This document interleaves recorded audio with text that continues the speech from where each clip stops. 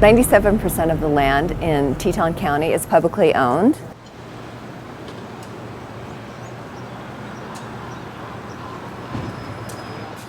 There's very little space available for something like a greenhouse. Jackson, although it's a rural community, it really acts as an urban community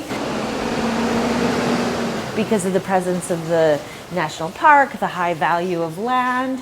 And so Penny had really gone for a long time trying to find a place for a greenhouse that could operate downtown. I kind of went pounding on everybody's door. I was bugging the mayor about any piece of land that I saw by looking at the public maps that might be available. So a town councilman showed us this property way back in 2008. There was just a little residual piece that was left from the parking garage. It was kind of crunchy, burnt grass, and it wasn't really being used for anything. And it measures 30 feet wide by 150 feet long. And I'm sure that that councilman thought that we would put a hoop house up that might extend the growing season. And I don't think he realized that we had grander visions than this.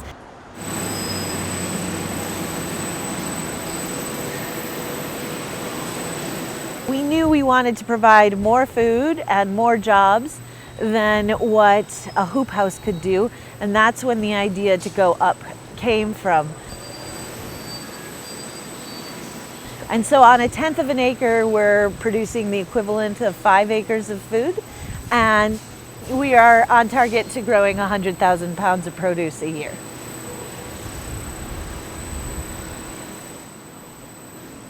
We had a span this past winter where I think it was -24 a month. It was bitter. It was exciting if it got up into the single digits. So, you know, you have food growing where you would never see food growing.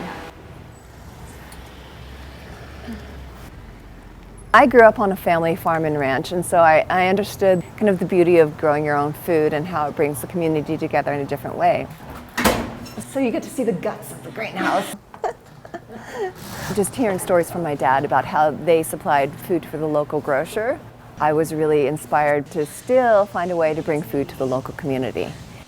So the plan was to have this great front entrance, but the front doors provided a challenge because in the wintertime especially, it blew cold air on everything. So this Atrium Carousel expands the entire 3 floors. And so there are a total of 7 carousels that move in the greenhouse. This one is unique because it goes straight up and down. It is a system that moves between the 1st and 2nd floor, so it takes advantage of as much space as possible. So you're essentially stacking growing. And this cycles, so it moves every year. Right, it is on a constant cycle, so they can gain the balance of light. I think the thing that I could compare it to is probably when you're at the dry cleaning and you're grabbing your freshly clean shirt. It is kind of like a simple bike chain on a cog. The other 6 rotate, like I equate it to an inverted T. Vertical farming, it is the fastest growing industry in the agricultural sector.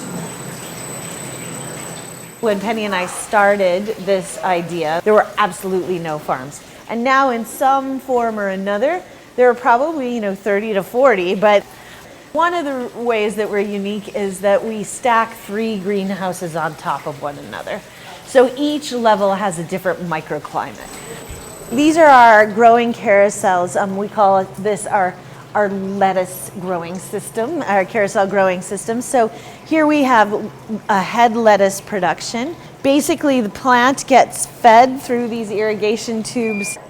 They are in this growing medium, really, that just only holds the roots in place.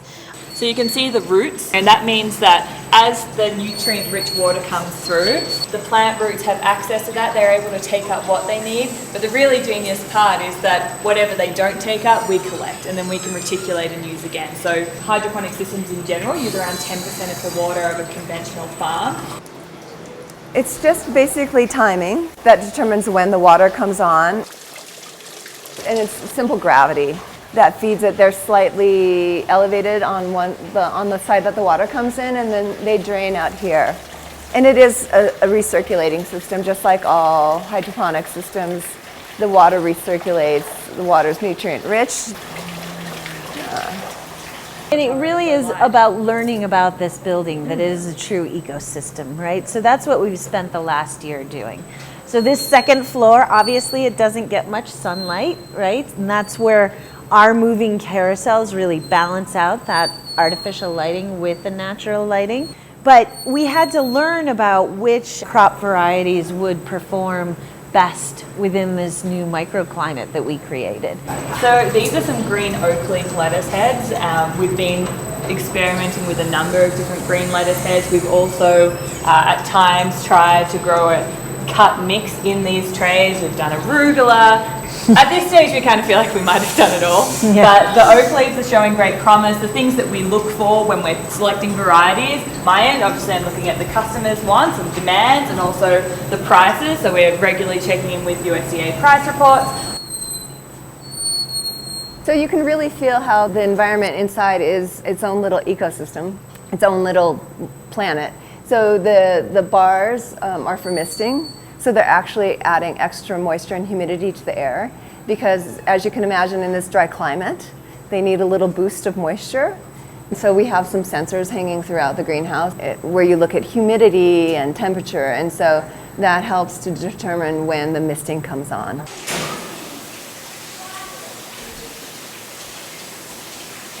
And that's the great thing about CEA systems, controlled environmental agriculture, is that they get the best of everything ideally, right? They get the best nutrients because you create a custom blend, and ideally they will get the best light because it has the combination of natural light and artificial lighting. The red and the blue lights are the LED lights, and then just the standard yellow lights are high pressure sodium lights. So high pressure sodium lights were more traditionally found in indoor growing until the development of the LED lights. And is one more effective than other? You continue with both. Right. So well, we continue with both, and part of that was driven by cost. The high pressure sodium lights were a little more affordable, and they do provide great growing benefits. The LED lights, though, the spectrum of lighting that the plants need is why you see the different colors. So it depends on the different phases of their growing cycle. This is my favorite part of the greenhouse because it's been the financial backbone of the business for its first year. These are our sunflower shoots. Believe it or not, these are seed to feed in 7 days. And what's even more incredible is that they're 30% protein. Sunflower grows in a hemp, but then we also have some products growing in a cellulose. It's a biostrate. What's incredible, I mean, for me, being cattle and grain again, to seeing how things start and what they end up looking like. So this is, you know, maybe 7 days into its life, and in a couple of weeks it'll look like this. In my background, I'm so aware of the limitations of soil. When you take soil out of the equation, how reactive you can be. You know, we do tests every week of our plant tissue, our water sampling, we do a grow medium sampling. We get a result back that says we have a potassium deficiency. We can go down to our mixing tank, correct that imbalance and flush it through the system in 20 minutes. There's two main stock tanks that you're working off of. You'll mix your nutrients. You know, I have calcium chloride here, calcium nitrate, potassium phosphate. So this is probably my most used is calcium nitrate. This is 15.500, and that's your NPK, your nitrogen, potassium, and phosphate. This is all naturally mined material. None of this is synthetic. Now, what I think most people get worried about is when something's synthetic, like synthetic sprays, synthetic fertilizers, you know, like 100% nitrogen, that would be synthetic. I don't have any of that here. I have something that you naturally would mine out of the grounds. Okay. You'll mix those up in here, and this is like a concentrated form of it, and then it'll slowly dose this form into water to get your correct EC. When I say EC, it means electrical conductivity, and that's our measurement for how much nutrients are in the system. It's based off of the salt that's in your nutrients. And then you just have an acid tank behind here, regular sulfuric acid. It will help correct the pH in the water. I will adjust essentially, this would be our formula. If you have it as fine-tuned as possible, your plants will be able to grow as quickly as possible. So this is specifically for lettuce. This is a recirculate, all it does is recirculate. You have your EC, pH meters, just checking constantly. And then you have your Venturi system, When it needs nutrients, it'll open up a servo, a quick shutter, and it'll allow the nutrients to flow, and it basically sucks it up.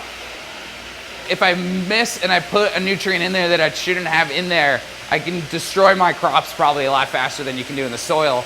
But if there's an issue happening, I can correct that issue faster than the soil guys. And when I put in my fertilizers, it doesn't leach into the soil. If you put like nitrogen, which is really water soluble, anytime it rains, usually you'll have it kind of spread away. A lot of the data shows that CEA growing allows plants to grow at 2 to 3 times what you might find in field farming. And a lot of people even say that it's much more nutrient dense, because what we find today is a lot of plants that grow outside are can be, not always, it depends on the field that they grow in, nutritionally void at times. It's because maybe they're not getting soil that's as enriched as it should be, because perhaps the fields have been overfarmed, and certainly that's not the case everywhere. These plants are getting their cocktail, they're getting all the nutrients that they need. Hey, Michelle and Will. Okay, I'll do it in a few minutes. We haven't done any food yet. These number. What makes us unique, there is the element of the production of food, but pairing that with providing employment for an underserved population, that's where the real magic of this place happens. This is my son William, and he and I, as soon as we're done, we are gonna just start like this, and then we'll put them over there. After we're all done weighing them, and then we go process when we just take them off just like that. I have a brother with developmental disabilities, and growing up I was acutely aware that this population is very prepared for moving on into the world, but when they get to that point of moving on into the world, the options are few and far in between, and none of them are good. This is what my son and I are gonna do, and when it's like 2 of us, we can get it done in probably less than a half an hour, maybe 20 max They're minutes. a dynamic duo. I think this project that has the capacity to challenge people's preconceived notions of what factory farming can be. On the flip side, it's not this world first innovation despite the employment model. We are successful because of our employment model, because of our employees. We have the most dedicated workforce. Ty, we're coming to find you. And so Ty's going around and he was just checking all the irrigation tubes. Ty has an incredible attention for detail like that. He'll sometimes even just come into the office where I'm working in. He might close all the lids on anything that's open or make sure things are neat and tidy, and we really appreciate that. Hi, Bill. Good morning. So Bill is Ty's father. Ever since we started, have you and Ty always been working with the tomatoes? Well, Ty's been with the tomatoes since he started to work, yes. Yeah. Yeah, a little over, what now, 13 months ago? Yeah, so he's been up here working on it, yeah. I think Ty was always going to be recruited for the tomato claw because I think he's our tallest employee. I think Ty's our tallest employee. I think he was, Yeah. I would hope so. Yes. No, I don't know for sure. So I don't know if you've worked in here much, Falcon, but we've got some experimental crops. So do you know what this one is? No, no. How about if you smell it? Is that basil? Sure is. Got Basil and Swiss chard. Yeah, you got it. My brother's blind, he was born blind, and until I came here, and it's so absurd that I didn't think about it, but the natural feeling of segregation he must have. Oh, okay. I mean, he used to work in a company, I think they had around 3,000 employees. He was the only person there with a disability, and things like, I realized that the whole time he'd been there, he'd never used the microwave because he was too shy to ask anyone. So what are you do you know what you're working on today, mate? I don't know yet. You don't know yet? I might be down here. We can always use you in packaging. Yeah. What, you like to package the sunflowers? Yes, I do. Well, we need 15 packs Got it. tomorrow. Got it. How's the leg? Not that bad. Not that bad. We were so worried. Here, it doesn't matter if you have a physical disability. It doesn't matter if you have Down syndrome. It doesn't matter if you're non-verbal. Everyone's hanging out. There's this naturally formed peer group. Mate, what happened? Did you burn your nose? Yeah. Oh, Nose going. I've got some cover up. We can do that if you're feeling self-conscious. I just need some. Okay. This is an incredibly unique farm in so many ways, but having such a small space to work with, 13,500 square feet, and then trying to tailor to a population of 10,000 people that we're not going to be satisfied if we just gutted out a warehouse and grew only micro kale. We knew that we had to have tomatoes on the top floor at 6,200 feet above sea level when it's minus 20 outside. And then we also had to have lettuce and we had to have microgreens. And so now we have 36 different crops in 13,500 square feet. So welcome to the tomato floor. We use a system called leaning and lowering. The leaning part is moving them across the high wires when they need a little more space, and lowering is, you can see how these have been lowered quite a bit. They need somewhere to go. So by clipping it to this twine that is connected to the high wire, the plants get a lot of great space and ideal growing conditions and light. And so the plants are moving up throughout their life, and the fruit is maturing. But then, as the fruit matures and the plant development changes, you actually lower the vine. And so as we lower it, as the plant life declines, we get the full value of the production.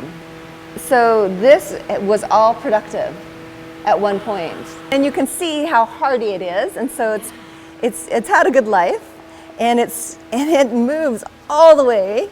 I'm trying to follow it. So it's moving all the way back here. And so it's all the way back here. These are heat pipes that have hot water flowing through them. So this is the primary heat source for the greenhouse. It's really incredibly efficient. So the heat is special for the tomato plants in that they get them more directly than the lettuces do. The lettuces don't want them, but the tomatoes do. But it's incredibly efficient. We have a giant hot water tank downstairs. It serves two purposes. So it lets us heat the water for the greenhouse, and when the burner fires to heat the hot water, it captures the CO2 that gets released when the plants need it the most. You know, in terms of all this testing that we're doing, we're trying some new cherry varieties, and they've just come up, and it's like, I feel like a proud mother, but they're so, I mean, look at this.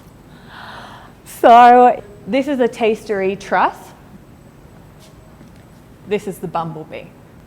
One of our pillars is trying to best serve and feed the community, you know, as best we can. And these bumblebee tomatoes, people love them. It's like crack. Like they go to the grocery stores and they're gone within like not even a day. But we have not had the yields that we need to really get them out there. So we've been looking at different varieties that have a great taste that we can fulfill that mission to feed the community. So to see the difference from a bumblebee truss to something like this coming up is just so exciting. So here I have a Marnero vine. You can see powdery mildew susceptible. Powdery mildew is a problem in a lot of greenhouses, and these guys seem to have a particularly hard time with it. And then to contrast that, these are the Rebelskis. So this is a French beefsteak variety. And if you look at the leaves, compared to the Marnero, they've been exposed to the exact same conditions, airflow, nutrients, maintenance, and the Rebelskis are just doing so much better. But unfortunately, we really have to live out these experiments. We're obviously achieving, finally, some consistency in our products so that the chefs know what to expect and we know what to expect. So you're providing a lot of restaurants? Is that your main? So we have a culinary circle that actually are very invested. They paid a one-time membership fee to become part of our culinary circle. And so that helped us with funds for startup and operations. And in return, Sam works very closely with them on crop development, and they get first dibs of what we produce. So we almost have two different farms. We can't even begin to fill the demand for the lettuce and tomatoes. But the microgreens and the baby lettuces were kind of driving that demand. This was originally a salad mix, but then we realized through the advice of one of our chefs that these are called petites, not micros, but that people love things at the petite size because they're still very tasty, but they're a little bit more hearty than microgreens. So it's been really interesting to see what appeals to people.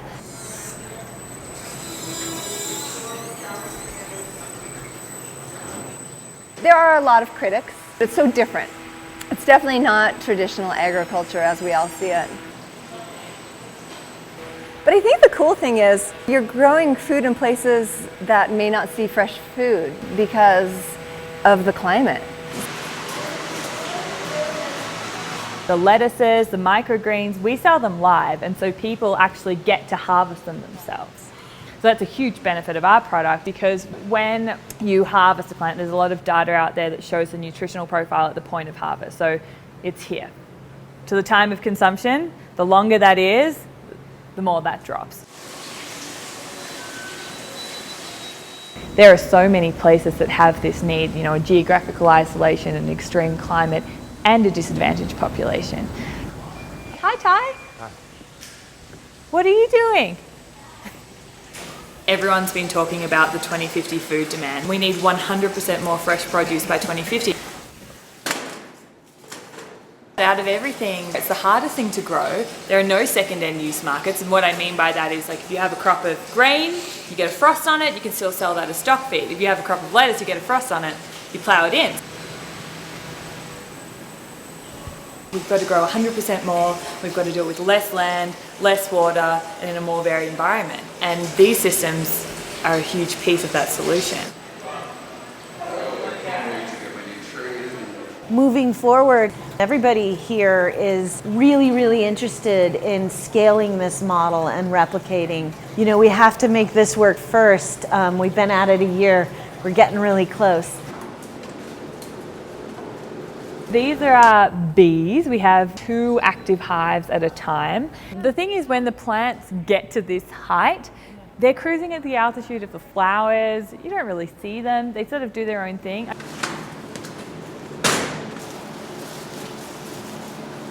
Every greenhouse in this building is its own ecosystem, and it is so unique. I mean, we're 6,200 feet above sea level. It gets to -20 outside. Then it gets incredibly hot in summer. And we're only in 13,500 square feet, so we are writing our own rules a little. We are doing, I feel like, 50 different things for the first time, but in a way with vertical farming, everyone's doing something for the first time because it's the first time.